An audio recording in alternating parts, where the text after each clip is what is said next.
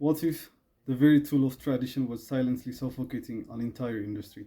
In Ethiopia, beekeeping is a legacy, but it's a legacy of accidental cruelty. Farmers using century old methods destroy the bees they depend on, crushing larvae and slashing their potential income. They harvest a mere 17 liters annually from hives capable of yielding 62. This is the human and economic tragedy that Fuita Hive was born to solve. We engineered a radical simplicity, a hive where honey flows without disassembly, without disturbance, and without a single bee being harmed. We built it from the plastic waste polluting our communities, turning a problem into a durable, high yield asset. We don't just protect bees, we unlock 365% more income for the beekeeper. But our true innovation is human potential. We have made beekeeping accessible. Women, people with disabilities, once excluded, now are leading. Youth are building businesses. This is inclusive impact.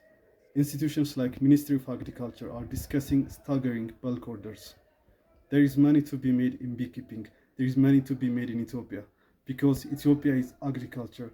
Join us. Let's turn plastic into liquid gold and tradition into future.